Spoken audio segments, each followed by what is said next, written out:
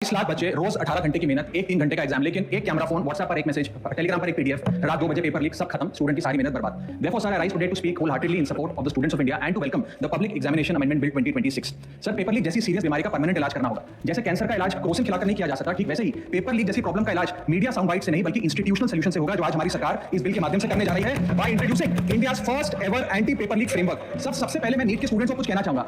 आपका गुस्सा जस्टिफाइड है, आपकी पेन रियल है और आपको एग्जामिनेशन सिस्टम से जो कंप्लेंट है वो कंप्लेंट भी जेन्युइन है। Your voice matters. और जब आपने अपनी चिंता व्यक्त करी, अपना दर्द बताया, when you demanded, the honorable prime minister heard that demand, not just as a prime minister but also as a guardian, परिवार के मुखिया की तरह उस बात को सुना। Students demanded, government acted, historic decisions taken, systems change. Sir, जब एक स्टूडेंट नीट जैसे पब्लिक एग्जाम की प्रिपरेशन करता है तब वो अकेला तैयारी नहीं करता, उसका पूरा परिवार प्रिपरेशन करता है। मां अपनी छोटी छोटी जरूरतें रोक देती है, घर का बजट कम करती है, पिता फैमिली की सेविंग्स को कोचिंग फीस, रेंट और टेस्ट सीरीज पे खर्च करता है, फैमिलीज को लोन तक लेना पड़ता है और स्टूडेंट खुद कोटा, जयपुर, चंडीगढ़, दिल्ली, पटना जैसे शहरों में जाकर घर से दूर रहता है। दिन में 18 घंटे पढ़ता है, रात 2 बजे तक पढ़ाई करता है, फिर अलार्म लगाकर सुबह 5 बजे क्लासेस के लिए उठ जाता है। परिवार से दूर, कोई सोशल लाइफ नहीं, कोई त्योहार फेस्टिवल नहीं, सोशल मीडिया फ्रेंड से दूर और अपनी स्लीप और अपनी हेल्थ से भी कॉम्प्रोमाइज करता है, क्योंकि उसे पता है कि जब वो पेपर लिखेगा तो सिर्फ पेपर नहीं, अपनी फैमिली के लिए एक बेटर फ्यूचर लिखने जा रहा है। फिर एक दिन एग्जाम की तारीख पर उसे पता लगता है कि 3 साल से वो जिस पेपर की तैयारी कर रहा था वो पेपर किसी ने पहले ही पैसे देकर हासिल कर लिया, पेपर लीक हो गया। और इस समय सिर्फ पेपर लीक नहीं होता, उस स्टूडेंट का मेहनत, उसकी ड्रीम्स, उसकी सेल्फ बिलीफ, उसका ट्रस्ट, उसकी एस्पिरेशंस, ये सब लीक होती हैं और उसकी मेंटल और फिजिकल हेल्थ पे असर पड़ता है। I understand that pain sir, because मैं खुद भारत के अभी कुछ साल पहले भारत के पब्लिक एग्जामिनेशन सिस्टम का स्टूडेंट रहा, चार्टर्ड अकाउंटेंसी का। And sir, because I have spent enough time in this house criticising the government, I have earned the right to say my next sentence with full conviction and sincerity कि जब बात students की आई, when it came to our students and the youth of India,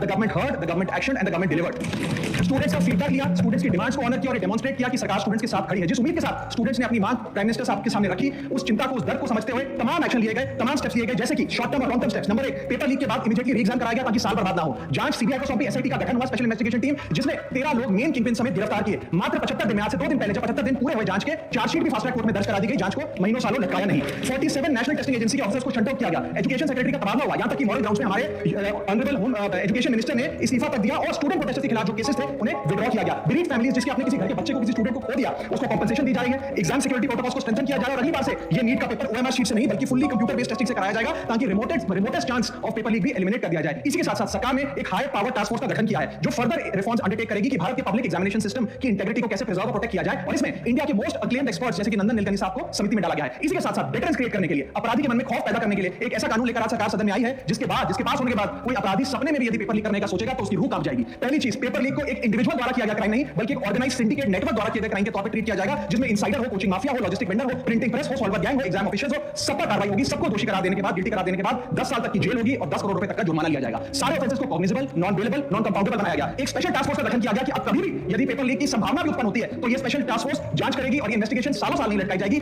2 महीने के अंदर अंदर इस इन्वेस्टिगेशन को कंप्लीट करना होगा। और इसी के साथ साथ फास्ट ट्रैक कोर्ट्स का गठन किया जो ये इंश्योर करेंगे कि इसमें स्पीडी ट्रायल हो, डे टू डे ट्रायल हो, स्पेशल पब्लिक प्रोसिक्यूटर होगा, 3 महीने में पनिशमेंट सुनाई जाएगी। सर, मैं बता दूं हमारे देश में fast track courts heinous crimes के लिए बने हैं, जैसे कि क्राइम्स अगेंस्ट वुमेन, रेप और पॉस्को जैसे अपराध के लिए। आज हमने पेपर लीक को उस हिनियस क्राइम्स की कैटेगरी में ला खड़ा किया है। इसी के साथ साथ सर, इंस्टीट्यूशनल और systematic reforms will demonstrate zero tolerance towards paper leak और इससे भारत की इंडियन पब्लिक एग्जामिनेशन सिस्टम की इंटीग्रिटी को हम प्रिजर्व और प्रोटेक्ट कर पाएंगे। ये सब इसलिए हुआ because sir there is nothing more important than the students and their future. Sir, their voices mattered, their voices were heard and systematic changes have been brought in. उनकी आवाज को, स्टूडेंट्स की आवाज को कोई पॉलिटिकल चैलेंज नहीं बल्कि एक परिवार की भीतर की चिंता की तरह समझकर, जैसे घर के बच्चे घर के बड़े से अपनी चिंता व्यक्त करते हैं, दर्द व्यक्त करते हैं, डिमांड्स रखते हैं, ठीक वैसे ही सरकार ने ये तमाम फीडबैक लिए तो एक्शन लिया। Sir, Benjamin Franklin, American philosopher, statesman, diplomat रहे, उन्होंने कहा था well done is better than well said. सालों तक इस देश में पेपर लीक होता आया लेकिन सिर्फ डिस्कशन और सिर्फ साउंड बाइट हुई। आज एक्शन हो रहा है, सिस्टमैटिक रिफॉर्म्स आ रहे हैं और भारत का पहला एंटी पेपर लीक फ्रेमवर्क बनकर तैयार है आपके सामने।